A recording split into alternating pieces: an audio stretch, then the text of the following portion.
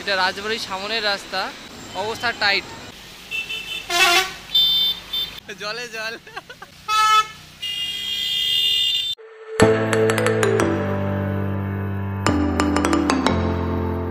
আজকে আমি চলে এসেছি কোচবিহারে। কোচবিহার এটা রাজবাড়ির সামনের রাস্তা। অ্যান্ড এই দেখতে পাচ্ছ তোমরা, দূর থেকে রাজবাড়িটা দেখা যাচ্ছে, রাজবাড়ি পার্কের সামনটা। আর এই হচ্ছে ওই অবস্থা, দেখো বাসগুলো যাচ্ছে একদম পুরো অবস্থা টাইট। আর আমি যাচ্ছি এই দেখো পুরোটা, মানে কি বলবো আর। এই দেখো বাস আসছে, গড।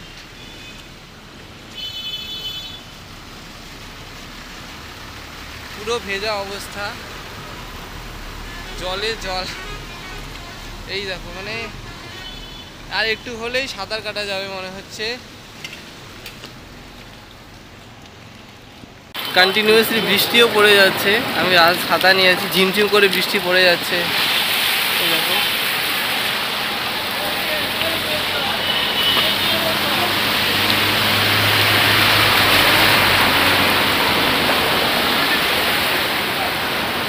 দেখো জলের কি ঢেউ একদম।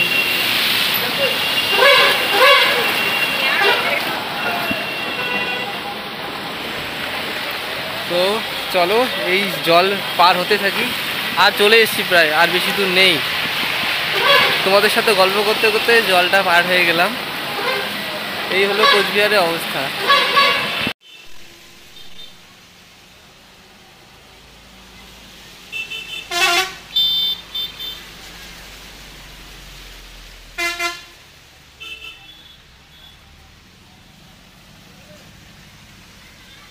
এই হলো অবস্থা। আর এটাই হলো রাজবাড়ির সামনে, এই তো দেখতে পাচ্ছ রাজবাড়ির সামনে এসেই জলটা শেষ, আর নেই। জলে জল।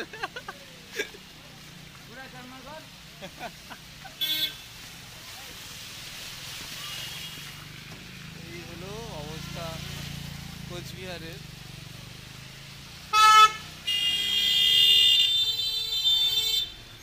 তো নাইস, শেষ হয়ে গেছে, এখন আর নেই জল। এই দেখো জল শেষ, এখন নর্মাল রাস্তা। অ্যান্ড এই হলো কোচবিহার রাজবাড়ি, কোচবিহার রাজবাড়ির সামনটা।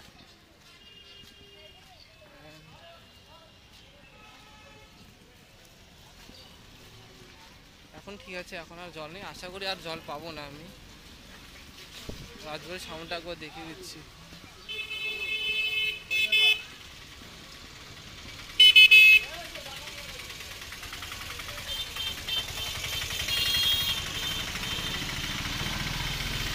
এই হলো কোচবিহার রাজবাড়ি।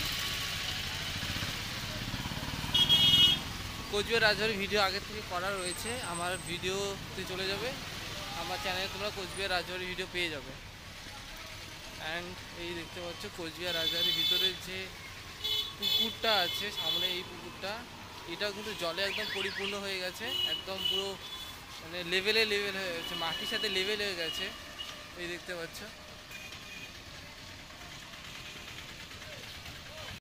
অ্যান্ড এই দেখতে তোমরা কোচবিহার রাজবাড়ি।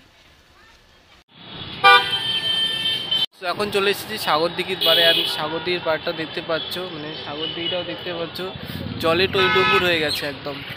মানে কী বলবো, এই বর্ষার জলে সাগরদিঘিটা একদম পুরো জলে ফুলে ফেঁপে উঠেছে। খুব একটা কম জল থাকে না, অল টাইম বেশি জলই থাকে, তবে এখন বৃষ্টির জলে একদম পুরো পরিপূর্ণ হয়ে গেছে সাগরদিঘিটা। এই হলো কোচবিহারের রাজপথ, খুব সুন্দর লাগে আমার। বন্ধু অনেকদিন পর দেখা, হঠাৎ করে মানে কি বলবো, আর কখনো ভাবিনি দেখা। কেমন হয়েছে, কেমন লাগছে বল, মানে কেমন আছিস বল তুই? ভালো একদম। কেমন লাগছে আমার ব্লগে এসে? হঠাৎ করে আমি ভাবিনি যে হুট করে কি হচ্ছে। আমি এখানে না ভিডিও শ্যুট করছিলাম, তখনই দেখা হয়ে গেল। না না, আমি একটু দরকার এসেছিলাম, তাই বললাম ঘুরে চলে যাই।